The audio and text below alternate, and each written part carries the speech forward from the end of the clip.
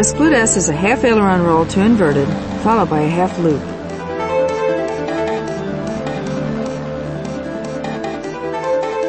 Start from level flight at low speed cruise, about 90 knots. As you do a half aileron roll, ease the power back and check wings level at the inverted position. Smoothly apply and hold back pressure to keep airspeed from building too quickly. Recover to straighten level flight and set cruise power. Make sure you start from a safe altitude. Airspeed builds up quickly in the dive. Pull the nose on through to level flight, but don't pull too hard. To fly an outbound ADF bearing, or course, first turn your airplane to the heading of the bearing you want to fly, for example, 30 degrees. Note the position of the ADF needle relative to the tail of your plane, in this case, 30 degrees. Turn your airplane 40 degrees in the direction the needle is pointing. When the head of the needle has returned to its original position, in this case 30 degrees off the tail, turn back to the bearing you want to fly. The needle should now be on your tail. The attitude indicator shows an aircraft's position relative to the real horizon. The arc along the top, called the bank index, shows how far the wings are tilted. It has marks at 10, 20, 30,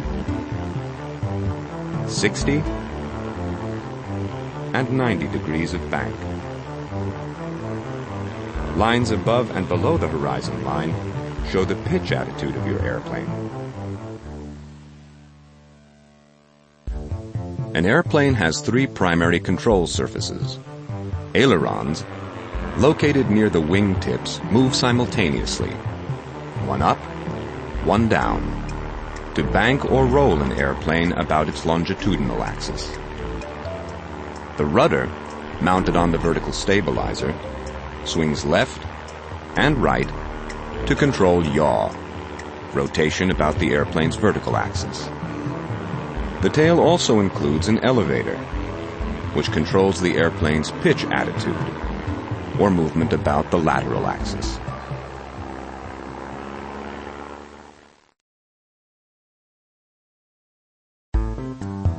How you get into a holding pattern depends on the angle from which you approach the holding fix.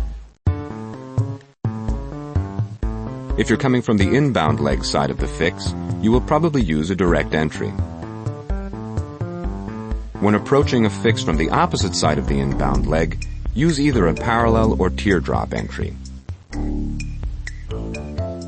Once established, fly the hold until cleared to proceed. An instrument landing system has two radio beams that guide a plane to the runway, and 2 or 3 marker beacons that mark specific points along the final approach. The localizer defines the center line of the runway. The glide slope indicates the proper descent path. Needles show whether the airplane is right or left of course and above or below the proper descent path. To correct deviations from the proper path, fly toward the needles. When the needles are crossed in the center, the airplane is tracking down the extended runway center line toward the correct touchdown point.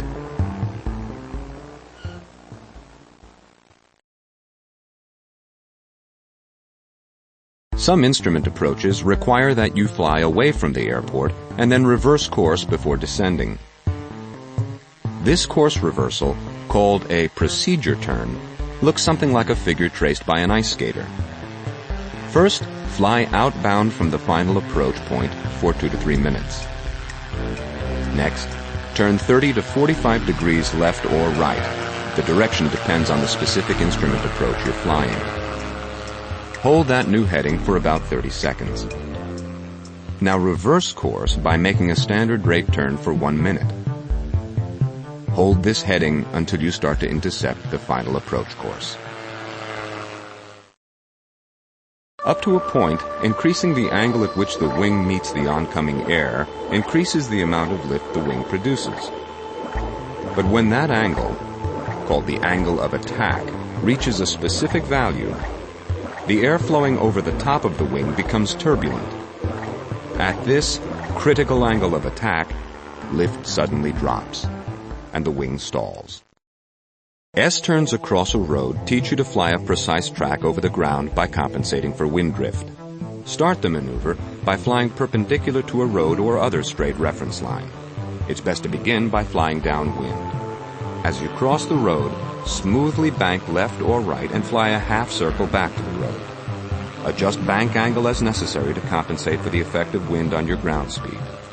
Steepen the bank as you fly downwind. Make the bank shallower as you head upwind. As you turn back toward the road, smoothly decrease the bank angle so you cross the road with the wings level. Then, smoothly roll into a bank in the opposite direction and repeat the process. The turn coordinator shows the pilot two important pieces of information. The wings on the miniature airplane show the rate of turn, how fast the airplane is turning. When a wing aligns with the white mark, the airplane is turning at 3 degrees per second.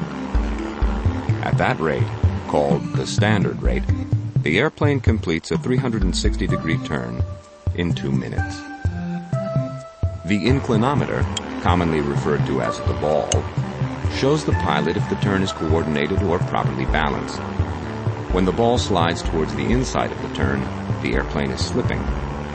If it moves to the outside of the turn, the airplane is skidding.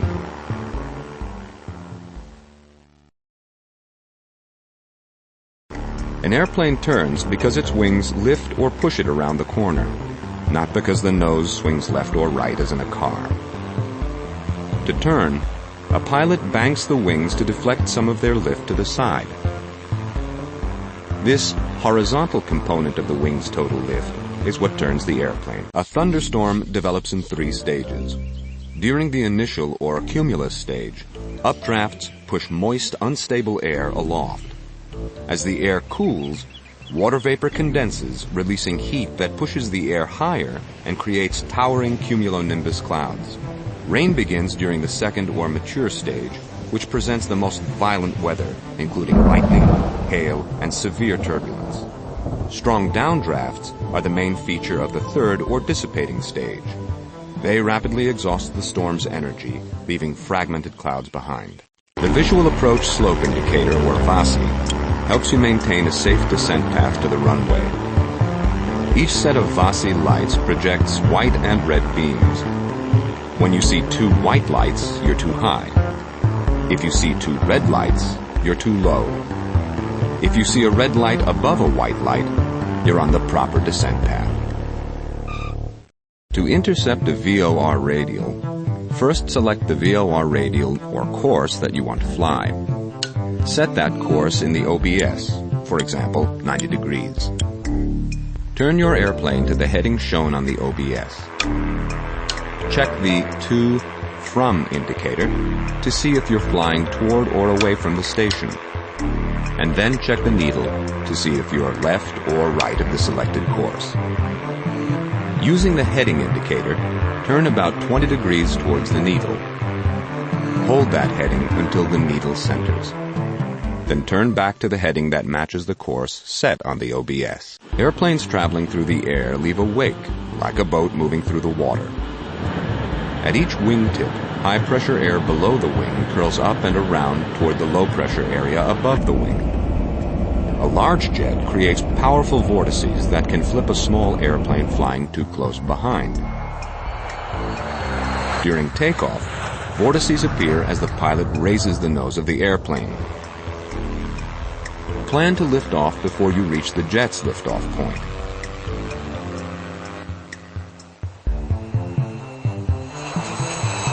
During landing, touch down beyond the point at which the jet's nose wheel touched the pavement.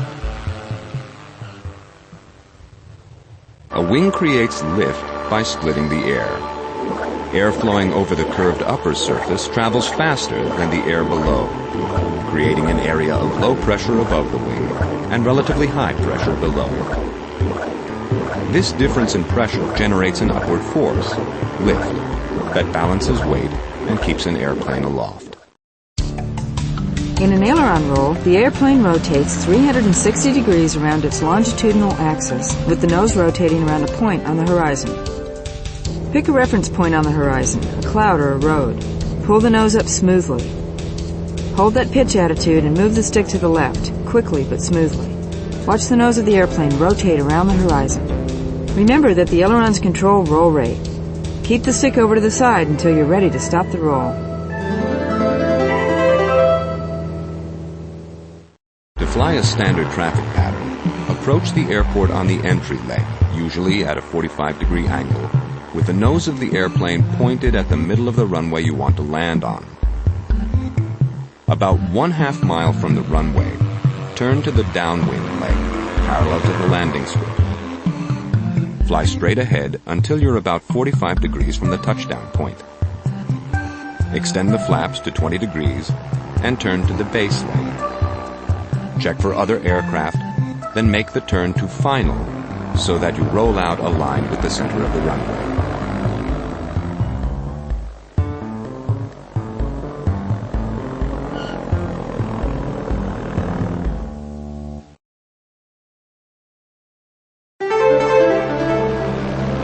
In a cubanate, the airplane flies 2 3/4 loops with descending half rolls on the backside of each loop. To an outside observer, the airplane traces a figure 8 in the sky.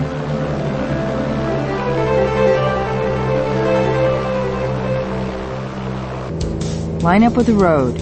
At 140 knots, pull up as if starting the loop. Increase to full power. Look to the left to make sure the wingtip is drawing a circle on the horizon. At the top, tilt your head back to check wings level. Continue the loop. As the nose approaches 45 degrees below the horizon, add forward pressure on the stick and roll upright. Hold the 45-degree angle. Reduce to cruise power, add back pressure, and then repeat the process. On the backside of each 3/4 loop, make sure you add forward pressure on the stick to maintain the 45-degree angle. Adjust power as necessary to keep airspeed under control.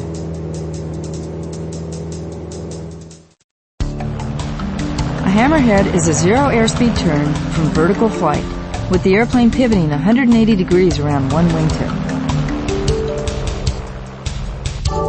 From level flight at about 180 knots, smoothly bring the nose up to the vertical and add full power. Look to the left to make sure you're exactly vertical. Airspeed drops rapidly, but hold the airplane vertical. When the airplane is completely stopped, push full left rudder and add some right aileron. As you start straight down, ease back on the power, neutralize the rudder, and then pull smoothly to recover to level flight. Make sure you use forward and back pressure as necessary to maintain an exact vertical line. Don't start the pivot too soon, but don't wait until the airplane slides backwards.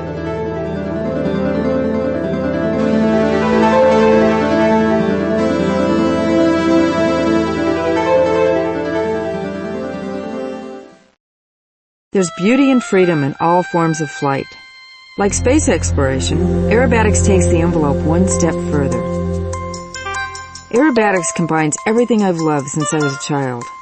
Tumbling and floating, carnivals, the circus. It soothes my gypsy soul.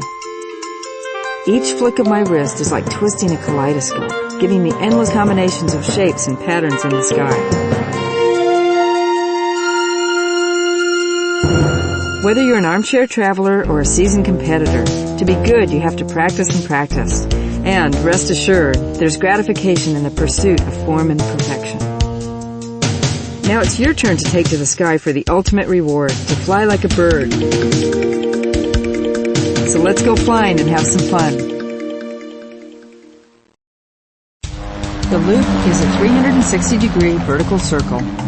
The airplane starts and ends in level flight after drawing a perfect circle in the sky. To start a loop, line up with the road. In level flight, at 140 knots, pull back on the stick and check for about 4 Gs. Look to the left to make sure the wingtip is drawing a circle on the horizon. As you reach the inverted position, relax the back pressure so the airplane floats over the top. Tilt your head back to make sure the wings are level. As you start down the backside of the loop, add back pressure and pull to level flight. Remember, when you start a loop, don't yank on the stick.